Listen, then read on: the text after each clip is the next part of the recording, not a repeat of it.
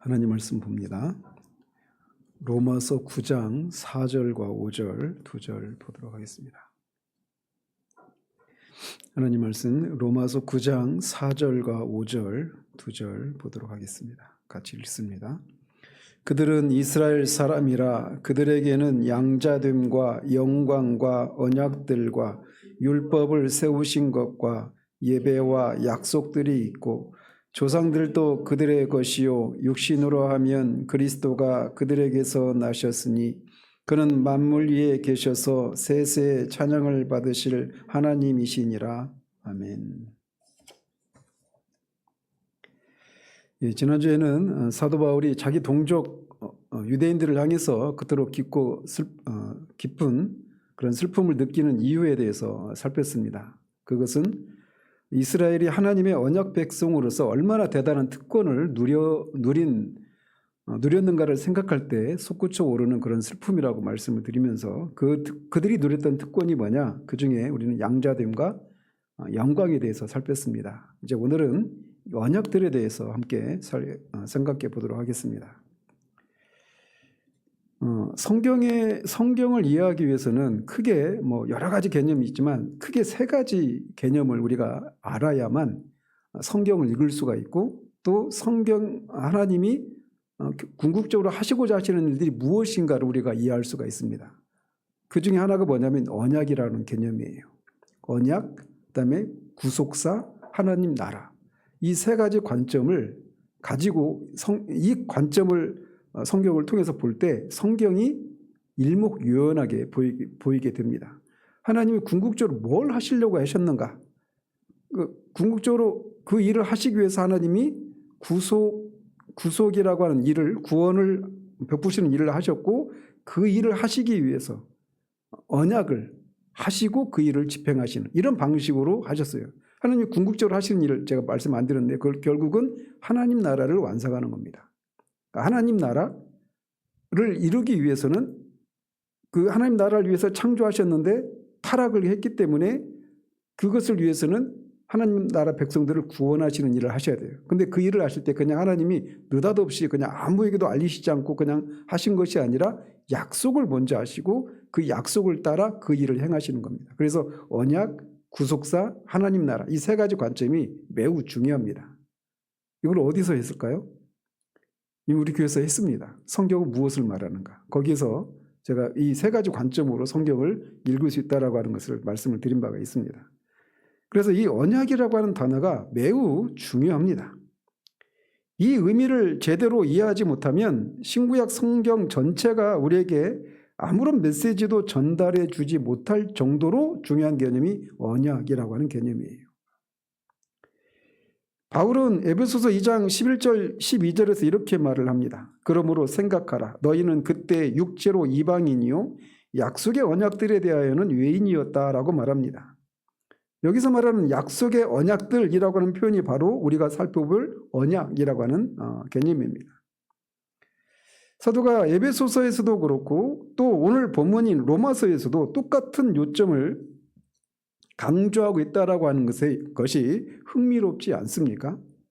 근데 우리는 이렇게 이방인인 에베소 교인들이 그리스도인이 되는 특권을 누렸다고 하는데 그 특권에 대한 것을 묘사하면서 그들이 이전에는 약속의 언약들에 있어서 외인이었지만 이제는 아니다라고 하는 것.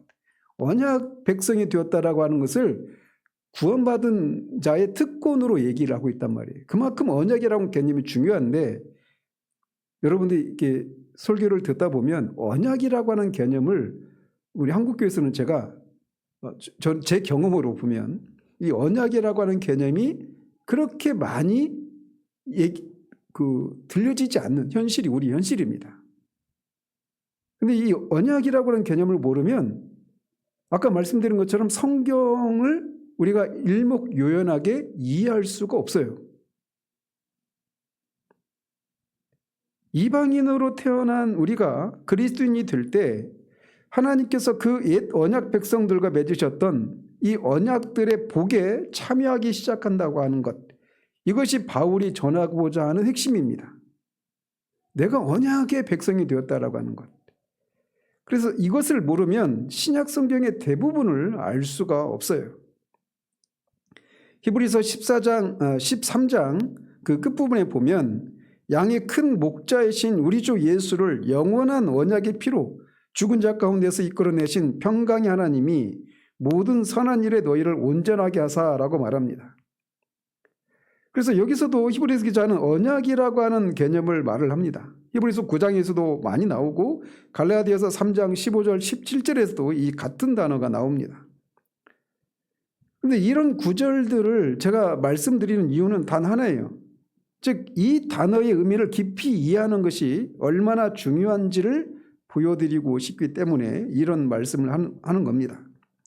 자, 그렇다면 언약이라고 하는 것이 정확히 무엇을 의미할까요? 먼저 이 부정적인 방식으로 먼저 접근을 하면, 즉 언약이 아닌 것, 이것을 먼저 말씀드리자면 그 윌리엄 바클레이라고 하는 그 신학자가 있습니다. 근데 그분이 로마서 주석에서 언약을 이렇게 설명을 합니다. 언약이란 두 사람 사이에 맺은 관계이다. 상호의 유익을 위한 흥정이요 상호의 우정을 위한 조약이다. 이렇게 설명을 했습니다. 어떻습니까? 그렇죠? 근데 이것은 성경에서 말하는 언약의 참된 의미와는 정반대입니다. 언약은 두 당사자가 서로 만나서 조건을 협상하고 타협을 이루어내는 양자 협약이 아닙니다. 물론 사람들 사이에서는 사람들 사이의 일상적인 계약에서는 그런 식의 협상이 이루어지고 그렇게 하는 것은 인간 세계 속에서는 당연한 일이죠. 그런데 사도가 지금 여기서 말하고 있는 언약이라고 하는 것은 하나님과 사람 사이의 언약이에요. 근데 바클레이 교수는 이 차이를 전혀 다루지 않고 그냥 사람들 사이에서 맺는 어떤 계약, 이거를 성경에서 말하는 언약, 이런 개념으로 등치시키고 있는데 이건 결정적으로 문제가 있는 거예요. 성경이 말하는 언약을 마치 인간들 사이의 계약처럼 설명한다면 그것은 그냥 단순히 불완전한 이해에서 그치는 것이 아니라 전적으로 그릇된 이해예요. 그리고 우리도 모르게 이 바클레이 교수가 이해하는 것처럼 언약을 그런 개념으로 이해하면 우리가 구원을 받는 과정에서도, 그리고 구원을 이루어가는 과정에서도 잘못된 신앙 형태가 나오게 됩니다. 그 끝부분에서 제가 오늘 말씀을 드릴 거예요. 자, 그렇다면 성경에서 말하는 언약은 뭘 의미할까요? 언약을 우리가 바르게 이해하려면 성경이 말하는 언약에는 크게 두 종류가 있다라고 하는 것을 먼저 알아야 합니다. 뭐와 뭐예요? 하나는 행위 언약이고 다른 하나는 은혜 언약입니다.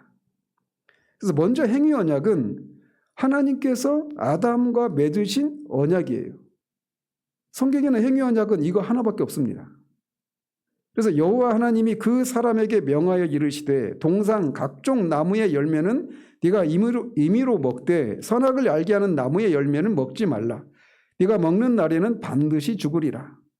창세기 2장 16절 17절에 나오는 이 명령이 행위 언약입니다. 여기에는 조건이 붙어 있죠. 아담의 완전한 순종을 조건으로 생명을 약속하고 계십니다. 그래서 그 조건을 지키면 생명을, 어기면 사망을 받게 되는 구조예요. 그러나 우리가 알다시피 아담은 그 조건을 지키지 못했고 그 결과가 우리 모두에게 미치게 되었죠. 반면에 은혜 언약은, 그래서 행위 언약은 하나님이 우리에게 이렇게 해라, 그러면 이렇게 될 것이다, 또는 그렇지 않으면 반대가 될 것이다, 이것이 행위 언약이에요. 반면에 그러니까 그 행위의 주체자는 누굽니까? 우리죠. 인간이에요. 그런데 은혜 언약은 전혀 다른 성격을 가지고 있습니다. 은혜 언약은 전적으로 하나님의 주권적인 행위입니다. 하나님께서 스스로 어떤 일을 하시겠다고 맹세하시는 거예요. 우리 안에 무언가 훌륭한 것이 있어서 하나님이 감동을 받아서 언약을 맺으시는 것이 아닙니다. 오직 하나님 자신의 은혜와 영원한 사랑으로 말미암아서 그분이 친히 우리에게 임하셔서 내가 너를 위해서 이 일을 하겠다, 내가 스스로 맹세한다고 선언하시는 것이 은혜 언약의 핵심이에요. 그리고 사도 바울이 로마서 9장에서 이스라엘의 특권으로 언급하는 언약들은 바로 이 은혜 언약을 가리킵니다. 그래서 여기서 언약들이라고 말을 하죠. 그래서 은혜 언약 안에 여러 종류의 언약이 있다라고 하는 것을 암시하게 주고 있는 거예요. 그래서 노아, 아브라함, 모세, 다윗과 맺으신 언약들, 또 새 언약, 이 모든 것들이 은혜 언약입니다. 그러니까 언약들이라고 말을 하는 거예요. 따라서 윌리엄 바클레이가 언약을 상호 유익을 위한 흥정이라고 설명한 것은 은혜 언약의 성격을 근본적으로 오해한 것입니다. 흥정을 하는 게 아니에요.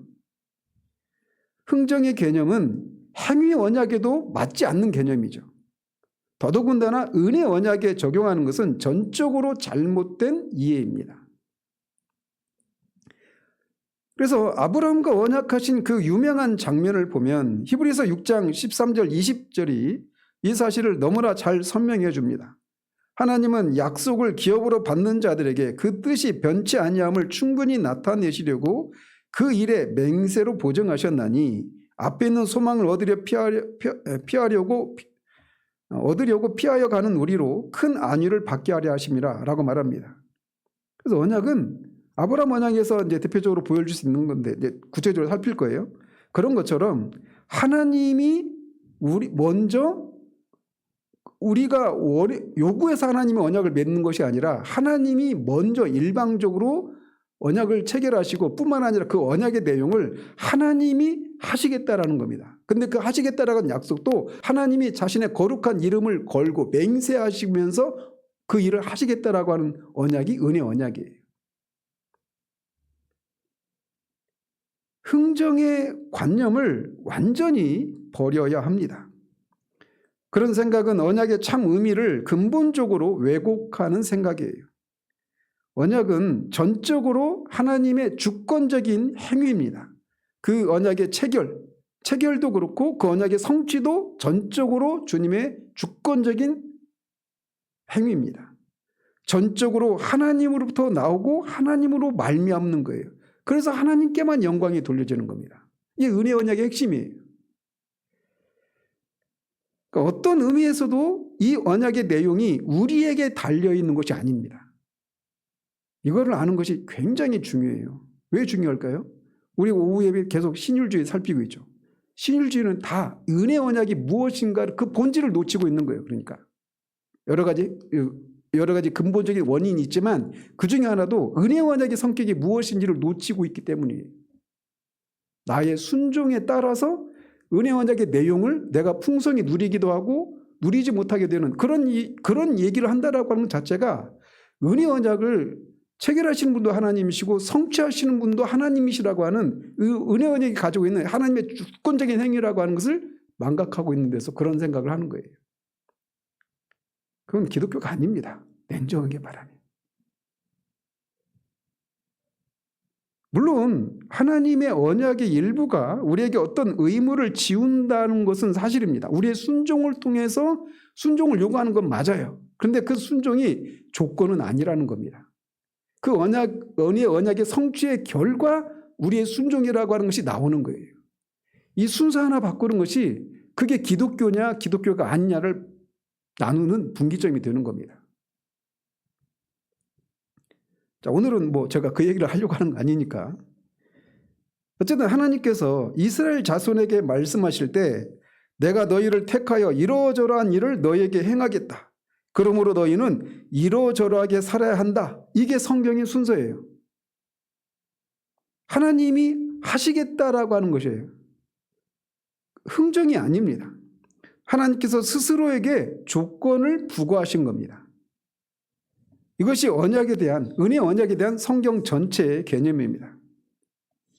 바울은 바로 이 이스라엘 사람들, 즉 자기 권력의 친척들이 그 언약에 속겠다고 말을 합니다. 하나님께서 이스라엘을 선택해서 스스로 그 백성들에게 이루어주라는 것들을 해 주시겠다라고 맹세하셨다라는 거예요. 그것을 인류에게 그들을 인류에게 하나님의 위대한 구원을 가져오는 통로로 삼으시겠다고 약속하신 것입니다. 이 세상에서 오직 이스라엘 민족을 향해서만 하나님이 이 약속을 하신 거예요. 그것이 이스라엘과 하나님이 맺은 언약의 본질입니다. 그리고 바울이 여기서 언약들이라고 복수로 표현하고 있는 걸 주목하라고 말씀드렸죠. 하나님께서 이 민족과 언약을 여러 번에 걸쳐서 반복해서 맺으셨기 때문에 언약들 이렇게 말을 하는 겁니다. 자, 그럼에도 불구하고 우리가 주의할 점이 있습니다.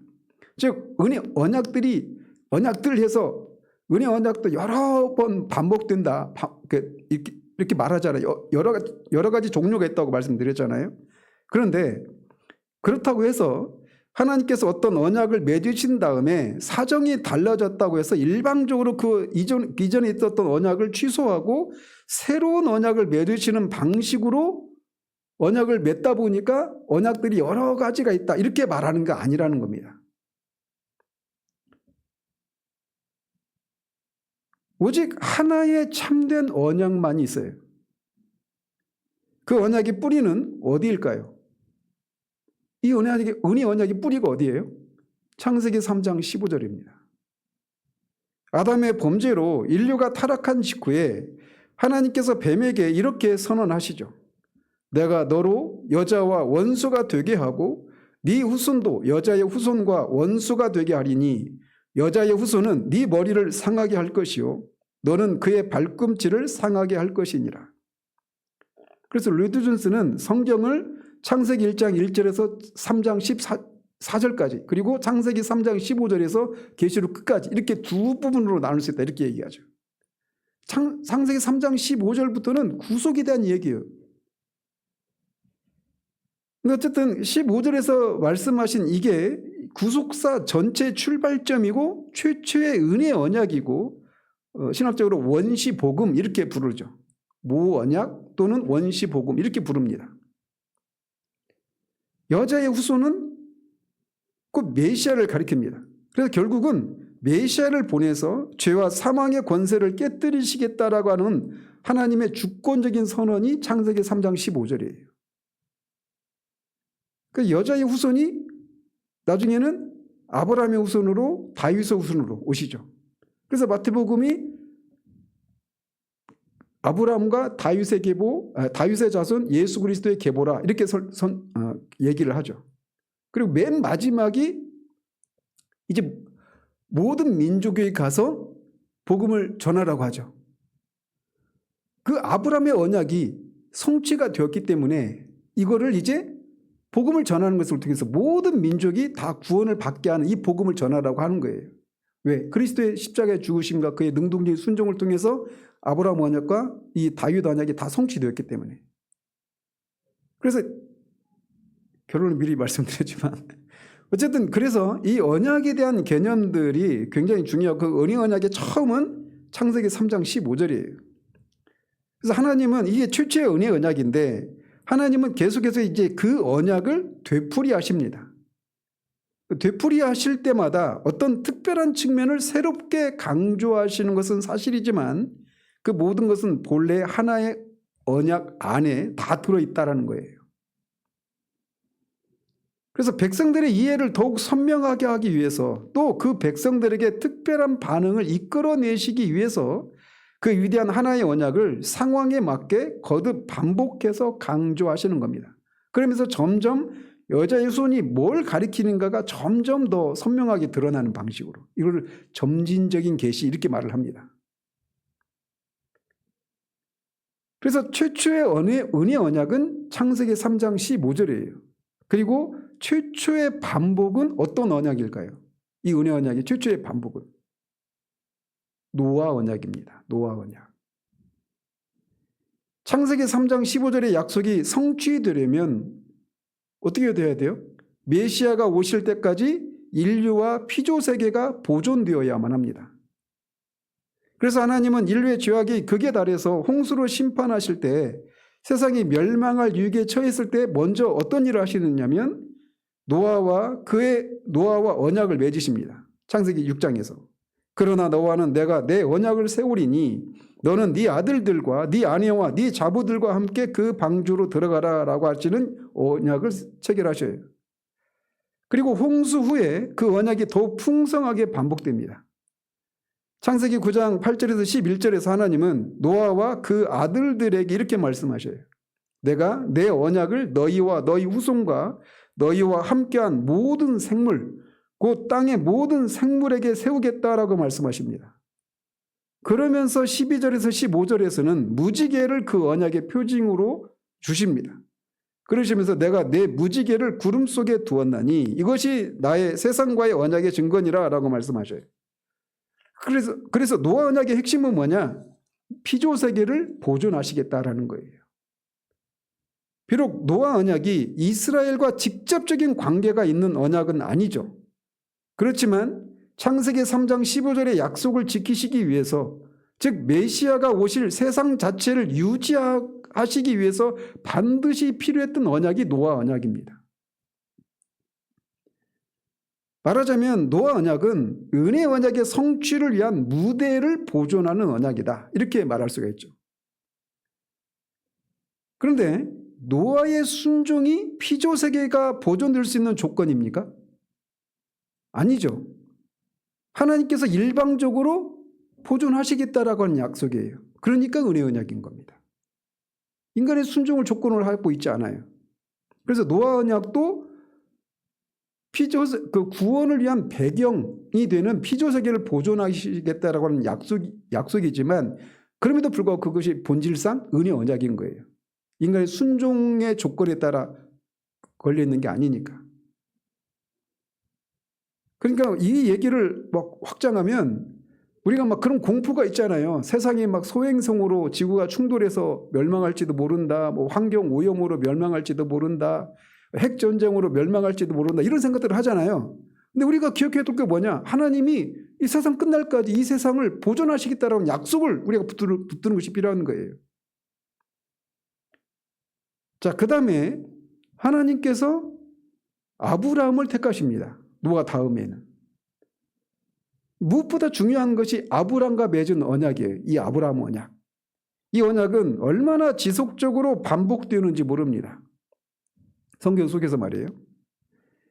노아의 경우는 다소 보편적인 성격의 언약이었죠. 그죠? 노아와 그의 가족들과 모든 생물들과 맺은 언약이에요. 보편적이죠. 특별한 어떤 소수의 사람들과 맺은 언약이 아니라 모든 피조물들과 맺은 언약이란 말이에요. 그래서 보편적이에요. 보편적의 반대는 특수적이다 거죠. 그런데 노아의 언약이 그런 성격이었다면 아브라함에게 이르러서는 이스라엘의 진정한 역사가 시작된다고 할 수가 있습니다. 그래서 아브라함은 이스라엘의 조상이죠. 그죠? 혈통적으로. 그래서 하나님께서 아브라함을 부르시는 장면은 어디에 처음 등장합니까? 창세기 12장 1절에서 3절에서 나와요. 여호와께서 아브라함에게 이르시되 너는 너의 고향과 친척과 아버지의 집을 떠나 내가 내게 보여줄 땅으로 가라. 내가 너로 큰 민족을 이루고 내게 복을 주어 내 이름을 창대하게 하리니 너는 복이 될지라. 너를 축복하는 자에게는 내가 복을 내리고 너를 저주하는 자에게는 내가 저주하리니 땅의 모든 족속이 너로 말미암아 복을 얻을 것이라. 이게 아브라함 언약의 최초 선언입니다. 근데 이 짧은 말씀 안에 언약의 모든 핵심이 이미 다 담겨 있어요. 첫 번째로 이 모든 것이 하나님의 주권적인 선언으로 시작이 됩니다. 아브라함이 먼저 하나님 나와 약속을 맺으십시다 이렇게 요청한 게 아니에요. 하나님이 일방적으로 아브라함을 찾아오셔서 이렇게 약속하신 겁니다. 더군다나 하나님께서 아브라함을 찾아오셨을 때 아브라함은 언약을 받을 만한 어떤 믿음이나 충성스러운 모습을 갖추고 있었던 사람도 아닙니다. 오히려 여호수아는 이스라엘 백성들에게 옛적에 너희 조상들 곧 아브라함의 아버지 나홀의 아버지 데라가 강 저편에 거하여 다른 신들을 섬겼다라고 말을 해서 아브라함은 하나님께서 찾아오시기 전까지는 우상을 섬기던 사람이었다고 말을 해요. 그러니까 언약 체결도 그렇고 언약을 성취하는 것도 그렇고 전적으로 다 하나님의 주권적인 은혜예요. 이것이 바로 은혜 언약의 본질입니다. 언약은 자격 있는 자를 찾아서 맺는 것이 아니라 자격 없는 자에게 하나님이 일방적으로 찾아오셔서 선언하시고 그것을 하나님이 반드시 이루시겠다라는 거예요. 그래서 아브라함 언약에는 첫 번째 이런 은혜 언약의 본질이 담겨 있습니다. 두 번째로 한 사람을, 그 언약의 내용 중에 내용이 뭐냐면 한 사람을 부르셔서 한 민족을 이루시겠다고 하십니다. 너의 후손을 통해서. 그 후손이 나중에 갈라디아서에서는 그가 그리스도라고 명시하죠. 그러니까 여자의 후손에서 이제 아브라함의 후손이 됐죠. 구원자가. 좀 더 좁혀졌죠. 그리고 세 번째 내용은 뭐냐. 결정적으로 땅의 모든 족속이 너로 말미암아 복을 얻을 것이라고 말씀하십니다. 그래서 아브라함 언약의 최종적인 목적지가 이스라엘이라고 하는 한 민족의 번영이 아니라 온 인류의 구원임을 처음부터 분명히 하고 계신 겁니다.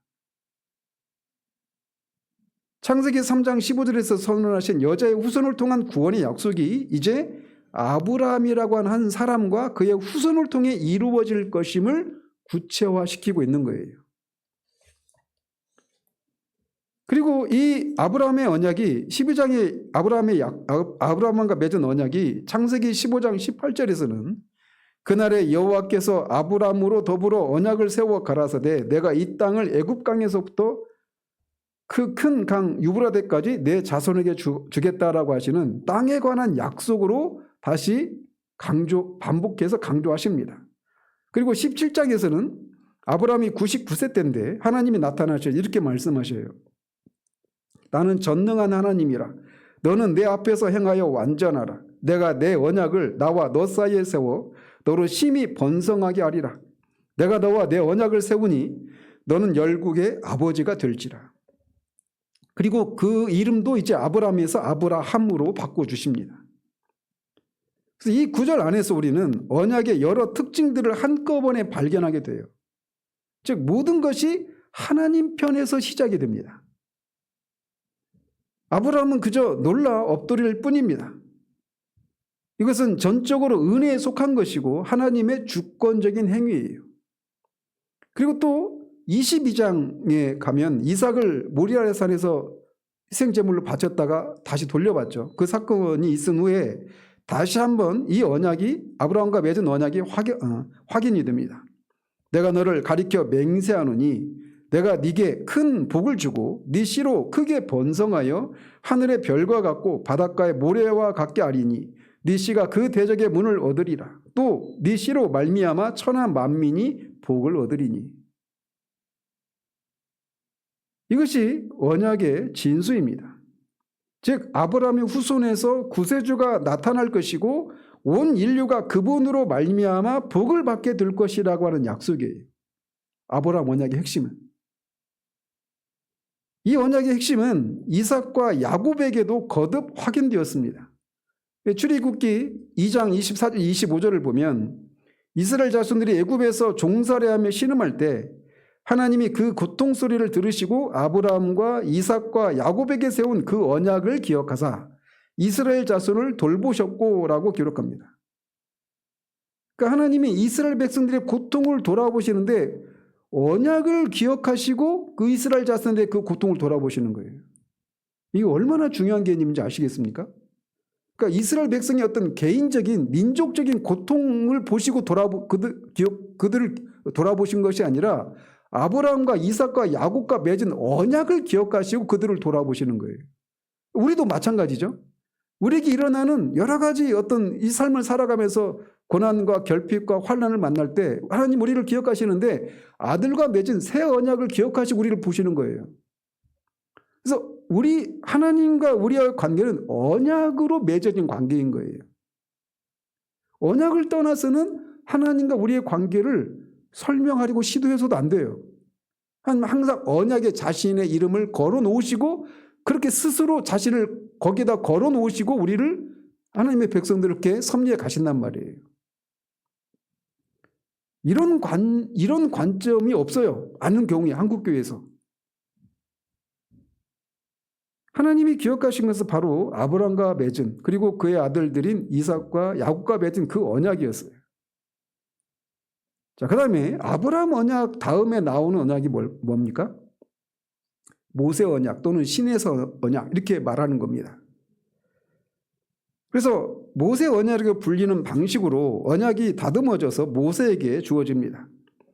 출애굽기 3장 16절 17절에서 하나님은 이렇게 말씀하십니다.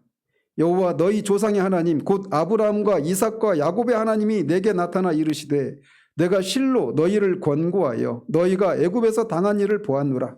내가 너희를 애굽의 고난 중에서 인도하여 내어 젖과 꿀이 흐르는 땅으로 올라가게 하리라. 즉 하나님께서 모세를 통해서 애굽에 종살이하고 있는 이스라엘 백성들을 구원하시고자 하시기 위해서 모세를 보내시면서 이 말씀을 주신 거예요, 모세한테. 근데 그들을 구원하시겠다고 하시는데 뭘 근거로 구원하시겠다고 하시냐면 아브라함과 이삭과 야곱과 맺은 그 언약을 따라서 그들을 구원하시겠다고 약속하시는 거예요. 그러니까 이게 또 우리에게도 적용될 수 있는 거예요. 그러니까 우리를 그리스도를 통해서 우리를 구원해 주셨잖아요. 그리스도의 그 피와 그리스도의 그 능동적인 순종을 통해 우리를 구원해 주셨잖아요. 그리고 반드시 우리를 아들의 형상을 닮은 사람으로 만드시고 주님이 계신 곳으로 우리를 인도하시겠다라고 하는 것이 주님이 그리스도를 통해서 우리에게 주신 약속이잖아요.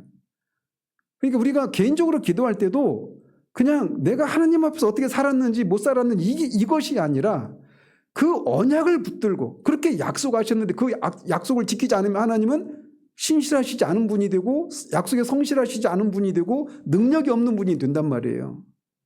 그러니까 그 약속에 걸어놓으신 하나님의 어떠하심을 붙들고 우리가 기도하는 거예요. 어쨌든 하나님은 이 새로운 이스라엘 자손들은 이제 출애굽과 광야 여정, 약속의 땅으로의 인도라고 하는 그들 역사의 새로운 장을 시작하려 하고 있습니다. 하나님이 이 새로운 국면에서도 아브라함과 그들의 그 언약, 조상들에게 맺었던 그 언약을 새롭게 이스라엘 백성들에게 강조하고 계신 거예요. 또 출애굽기 6장 2절 7절에서도 같은 내용이 반복됩니다. 내가 아브라함과 이삭과 야곱에게 전능의 하나님으로 나타났으나 나의 이름을 여호와로는 그들에게 알리지 아니하였고 가나안 땅 곧 그들의 우거하는 땅을 주기로 그들과 언약하였더니 이제 애굽 사람이 종을 삼은 이스라엘 자손의 신음을 듣고 나의 언약을 기억하노라. 그러니까 하나님이 항상 언약을 따라서 행하시는 분이라는 것을 다시 한번 여기서 나오고 있죠. 근데 여전히 동일한 언약입니다. 아브라함 언약이에요. 그래서 하나님은 그것을 계속 반복해서 말씀하십니다. 새로운 국면마다 그 언약의 어떤 특별한 측면을 강조하시지만 뭐 땅에 대한 약속 또는 뭐 백성들에 대한 약속, 구원에 대한 약속 그런 강조하는 국면들은 다르지만 본질은 똑같은 아브라함과 맺은 언약. 그 뿌리는 창세기 3장 15절에 나오는 그 언약. 이거를 하고 있는 거예요. 그래서 근본은 하나의 동일한 언약인 겁니다. 그런데 이제 어떤 사람들은 바로 이 지점에서 길을 잃어버립니다. 모세를 통해 주어진 율법을 마치 전혀 새로운 언약, 즉 행위 언약 또는 율법 언약으로 생각하는 것이에요. 모세 언약, 신에서 언약은 행위 언약입니까? 은혜 언약입니까? 이것도 은혜 언약입니다. 그런데 많은 사람들이 이거를 행위 언약이다라고 생각하는 거예요. 마치 하나님이 한편으로는 아브라함과 은혜 언약을 맺으시면서 다른 한편으로는 시내 산에서 모세를 통해서 율법을 주시고 이것을 지키면 살고 어기면 죽는다라고 하는 전혀 다른 원리의 언약, 즉 행위 언약을 세우신 것처럼 그렇게 오해하는 사람들이 있단 말이에요. 그런데 이 모세를 통해 준 이 언약은 행위 언약이 아닙니다. 그런데 그렇게 행위 언약이라고 생각하는 사람들이 있어요. 왜냐하면 율법에 분명히 이것을 지키면 살고 어기면 죽는다라고 하는 내용이 명시적으로 있잖아요. 그죠? 그러다 보니까 이 모세 언약을, 신의 언약을, 신해산 언약을 행위 언약으로 오해하는 사람들이 있어요. 이스라엘 백성들 스스로도 바로 이 오해에 빠졌습니다. 그들은 율법을 은혜 언약의 맥락 안에서 받은 것으로 이해하지 않고 율법을 지킴으로써 하나님 앞에 설 수 있다는 행위의 원리로 받아들이기 시작했습니다. 그리고 바로 그 오해가 쌓이고 굳어진 결과 그들은 율법을 완성하러 오신 그리스도를 알아보지 못하고 배척하게 된 것입니다. 그러나 그런 생각은 모세 언약의 성격을 근본적으로 잘못 이해한 것입니다. 하나님께서 시내산에서 율법을 주시기에 앞서서 무슨 말씀을 하셨는지를 봐야 돼요. 출애굽기 20장 2절에 나는 너를 애굽 땅 종 되었던 집에서 인도하여 낸 네 하나님 여호와니라 라고 말씀하시면서 십계명을 주십니다. 그래서 십계명은 이 선언으로 시작되잖아요. 율법을 지켜서 구원을 얻으라는 것이 아니라 이미 너희를 구원하셨으니까 그렇기 때문에 이렇게 살라라고 하시면서 십계명을 주신 거예요. 순서가 중요합니다. 그래서 은혜가 먼저이고 율법은 그 다음이죠. 그죠? 하나님은 율법을 주시기 전에 이미 아브라함과 맺은 언약을 기억하사 이스라엘을 애굽에서 건져내셨습니다. 율법은 그 구원받은 백성이 언약 백성답게 살아가도록 주신 것이지 구원의 조건으로 주신 것이 아니에요. 그런데 많은 사람들이 이 모세 언약을 행위 언약으로 구원의 조건으로 주신 것이라고 오해를 한단 말이에요. 근데 그렇지 않아요. 이런 생각은 갈라디아서 3장 17절의 바울의 논증을 통해서도 확증이 됩니다. 거기 보면 하나님께서 미리 정하신 언약을 430년 후에 생긴 율법이 폐기하지 못하고 그 약속을 헛되게 하지 못하리라. 아브라함에게 주신 은혜 언약이 430년 후에 주어진 율법에 의해서 폐기되거나 대체될 수 없다고 말하고 있는 겁니다. 따라서 모세에게 주어진 율법은 아브라함 언약 위에 덧붙여진 것이지 그 언약을 대체하거나 뒤집는 새로운 그런 언약, 행위 언약이 아니에요. 그럼 율법은 어떤 의미가 있느냐? 바울의 표현대로 범법함을 인하여 더한 것이다.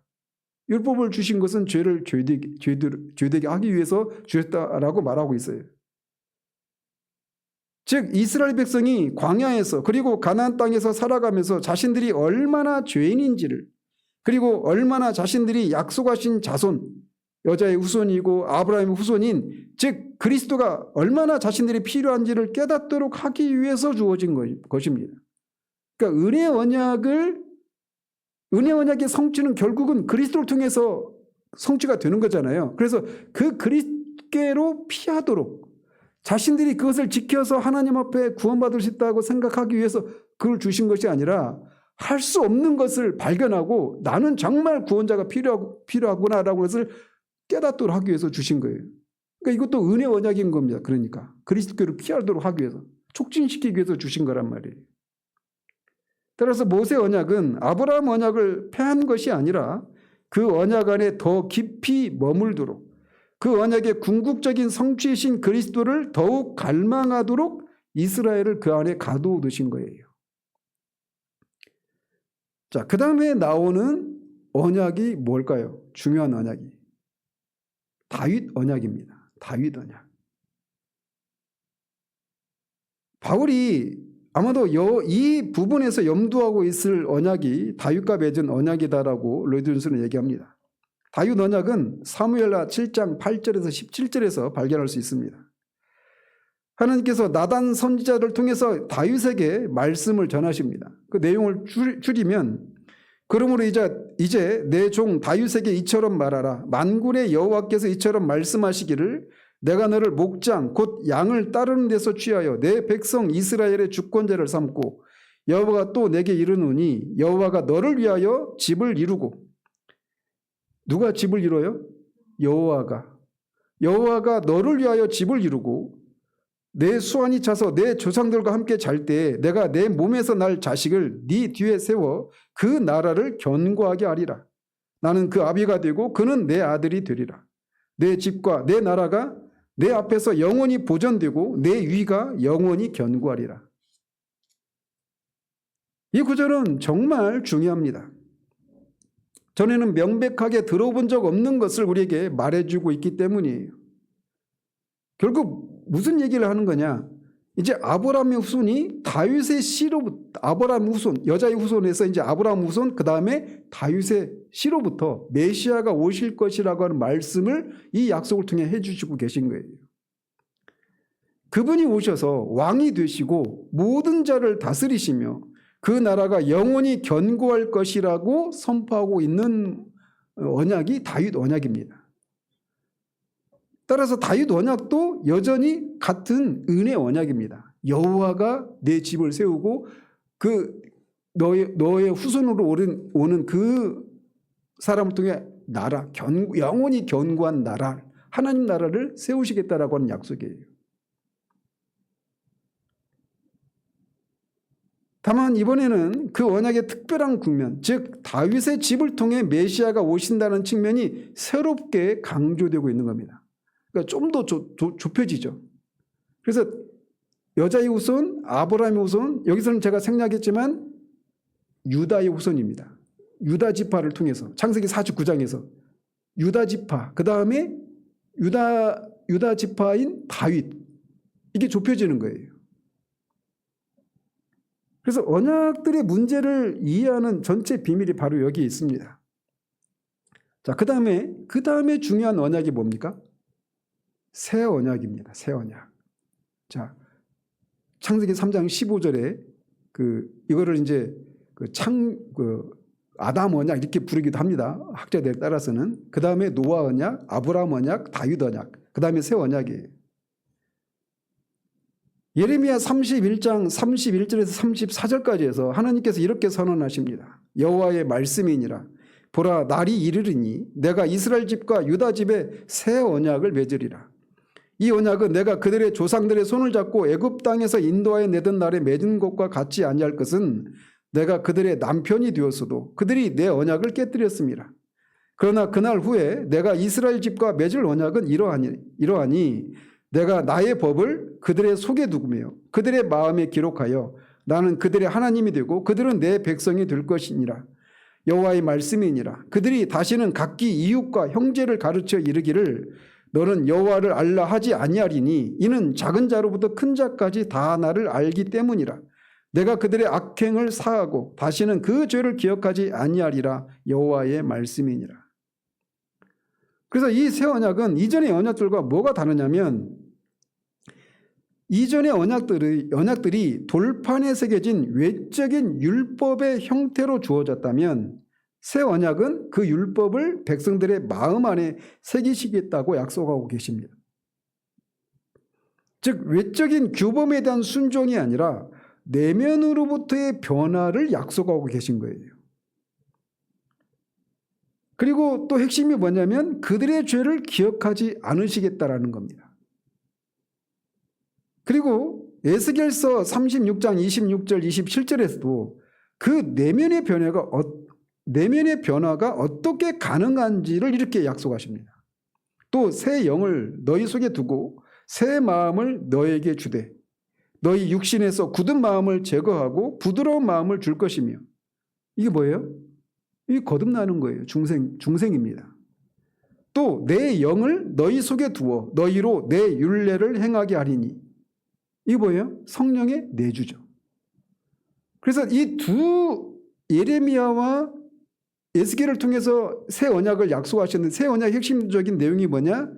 율법을 그들의 마음판에 새기시겠다라는 것이고 그들의 죄를 영원히 기억하지 않으시겠다는 죄사함에 대한 약속이고 그 다음에 새 마음과 새 영을 주시겠다는 거예요. 새로운 본성을 주시겠다는 겁니다. 그리고 성령이 그들 안에 내주하셔서 그들의 마음판에 새긴 율법을 지키는 삶을 살 수 있도록 해주시겠다는 것이 새 언약의 핵심적인 내용들이에요. 그런데 이 새 언약도 창세기 3장 15절에서 시작된 그 하나의 언약의 반복이고 심화이죠. 그죠? 이들이 어떻게 하면 이렇게 해주시겠다고 하십니까? 그게 아니죠. 하나님이 이렇게 하시겠다는 겁니다. 일방적으로. 따라서 새로운 원리의 언약이 아니라 이전의 모든 언약들이 가리키던 바가 이제 가장 완전하고 충만한 형태로 선언하신 거예요. 이전의 모든 언약들이 가리키던 바가 이제 가장 완전하고 충만하게 선언된 겁니다. 그리고 이 새 언약은 예수 그리스도의 십자가에서 성취가 됩니다. 최후의 만찬 자리에서 주님은 잔을 드시면서 이렇게 말씀하십니다. 이 잔은 내 피로 세우는 새 언약이니 곧 너희를 위하여 붓는 것이라. 그래서 노아 언약에서는 무지개로, 아브라함 언약에서는 할례로, 모세 언약에서 유월절 어린 양의 피로 표징을 주셨다면 하나님께서 이제 그 모든 표징들이 가리키던 실체이신 그리스도의 피로서 언약을 확증하십니다. 히브리서 기자는 이 사실을 이렇게 선언해요. 그는 새 언약의 중보자이시니 이는 첫 언약 때에 범한 죄에서 속량하려고 죽으사 부르심을 입은 자로 하여금 영원한 기업의 약속을 얻게 하려 하심이라. 성경 창세기에서부터 그리스도의 십자가까지 딱 연결되죠. 이 구약이 다 그런 구조로 되어 있는 겁니다. 구약의 제사제도나 절기나 뭐 이런 것들은 다 그 그리스도를 가리키는 그림자들이에요. 예표예요. 아담 이후로 하나님께서 거듭 반복하시면서 전진시켜 오신 그 하나의 언약이, 은혜 언약이 그리스도의 죽음과 부활 안에서 마침내 온전히 성취된 것입니다. 자, 그런데 여기서 또 한 가지 더 반드시 짚어야 할 것이 있습니다. 그리스도께서 성취하신 것은 분명히 은혜 언약이죠. 그런데 은혜 언약만이 아니라는 겁니다. 이것도 한국교회에서 굉장히 놓치고 있는 거예요.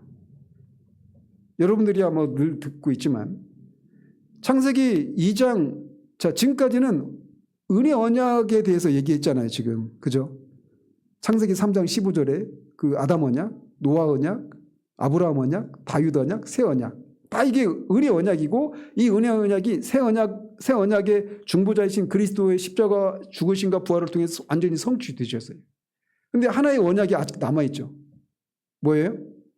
창세기 2장 16절, 17절에 있는 행위 언약입니다.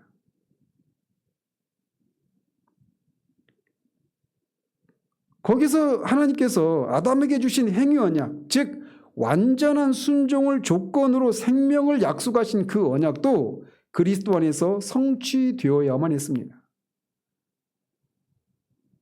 아담은 그 언약의 조건을 지키지 못했죠. 그러나 그 언약의 요구가 사라진 것이 아닙니다.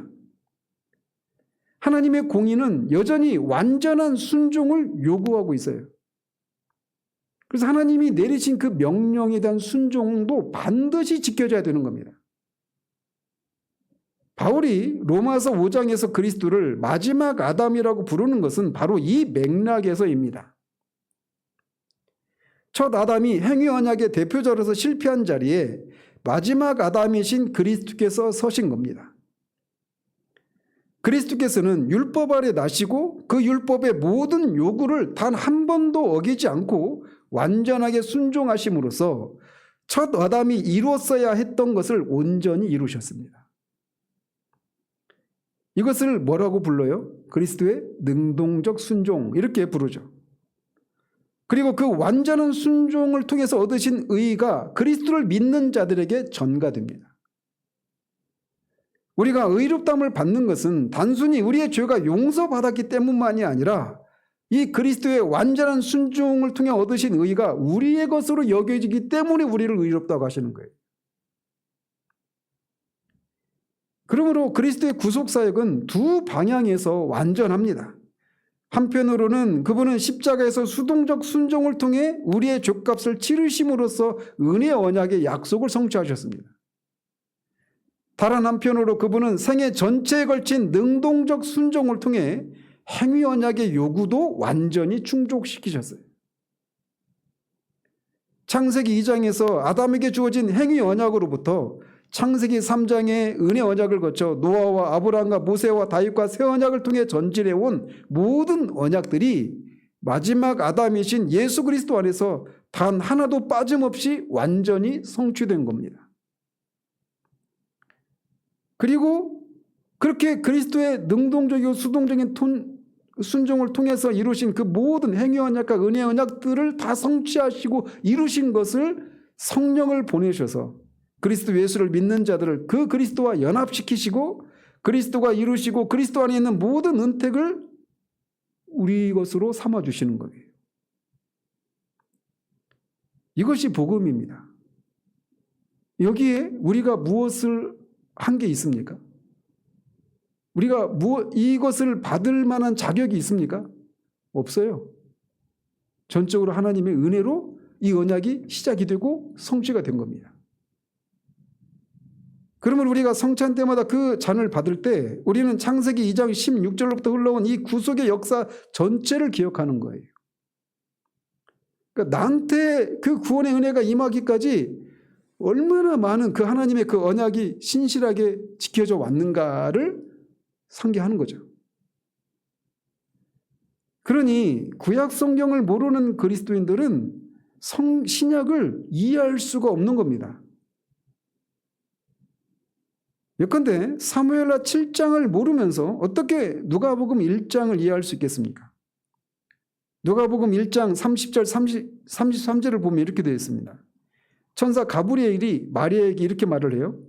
마리아여 무서워하지 말라. 네가 하나님께 은혜를 입었느니라. 보라 네가 잉태하여 아들을 낳으리니 그 이름을 예수라 하라.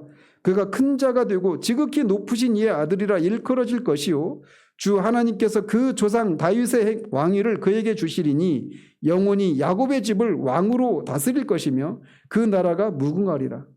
완전히 다윗 언약을 그대로 말하고 있는 거죠. 그죠? 이것은 다윗과의 언약의 반복이고 성취입니다. 그분이 누구라고요? 마리아를 통해 나실 하나님의 아들이시자 사람이신 예수 그리스도예요. 그 약속이 확인되고 그것을 이행하실 분이 드디어 오신 겁니다. 또 누가복음 1장에 나오는 사가랴의 찬양도 똑같은 것을 얘기합니다.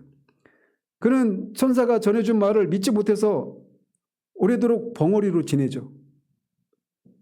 그리고 나와서 세례 요한이 태어나고 혀가 풀리자 이런 말을 성령에 충만해서 이런 말을 쏟아냅니다. 찬송하리로다. 주 이스라엘의 하나님이여. 그 백성을 돌아보사 송장하시며 우리를 위하여 구원의 뿔을 그 종 다윗의 집에 일으키셨으니 우리 조상을 긍휼히 여기시며 그 거룩한 언약을 기억하셨으니 곧 우리 조상 아브라함에게 맹세하신 맹세라.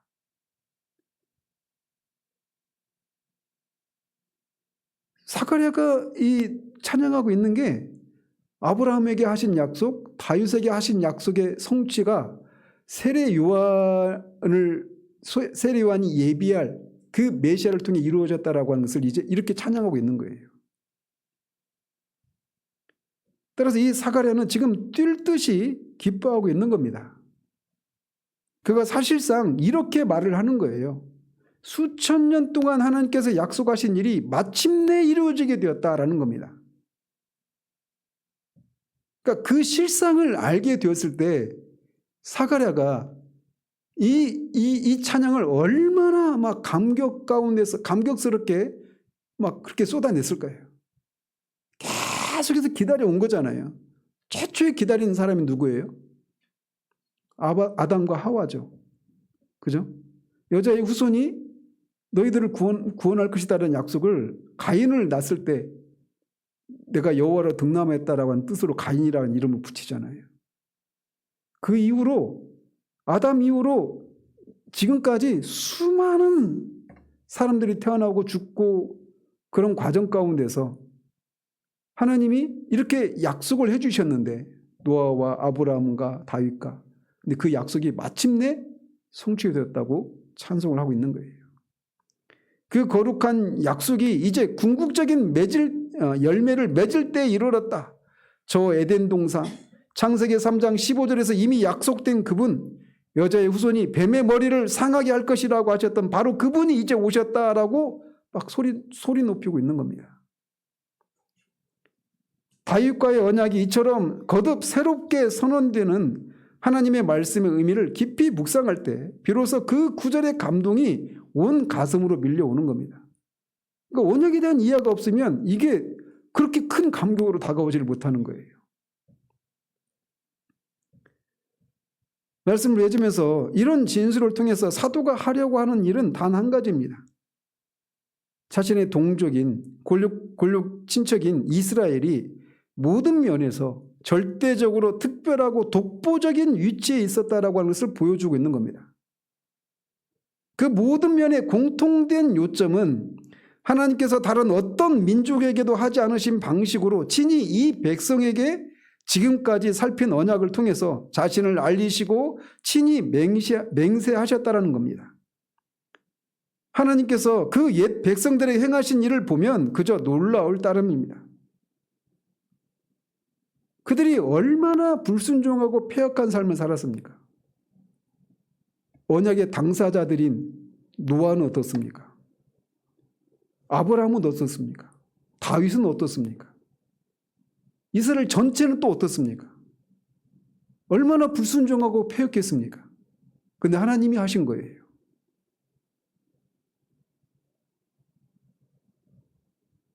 그런데 이 모든 것에도 불구하고 이스라엘은 자신들의 메시아를 배척하고 십자가에 못 박아 죽인 겁니다. 이 특권을 가진 이스라엘 백성이. 자기 땅에 오매 자기 백성이 영접하지 아니하였다. 이것이 바울로 하여금 그토록 깊은 슬픔과 비통함을 느끼게 하는 근본적인 이유인 겁니다.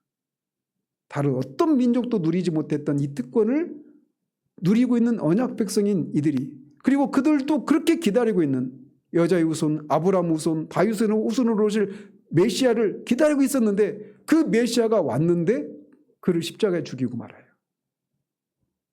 그러니까 이 고통을 바울이 지금 막 온 몸으로 지금 고통을 쏟아내고 있는 거죠. 특권이 클수록 그 특권을 저버렸을 때의 비극도 크기 마련인 거죠. 그렇다면 이방인인 우리는 그 모든 언약의 역사와 어떤 관계가 있을까요? 에베소서 2장에서 바울이 말했듯이 우리는 한때 약속의 언약들에 대해서는 외인이었습니다. 우린 착각하지 말아야 돼요. 우리는 구원받은 사람들에서 원래부터 그냥 우리는 유대인과 같은 위치에 있었다고 착각하기 쉬워요. 구원받지 않은 사람과 비교해서. 그런데 아닙니다.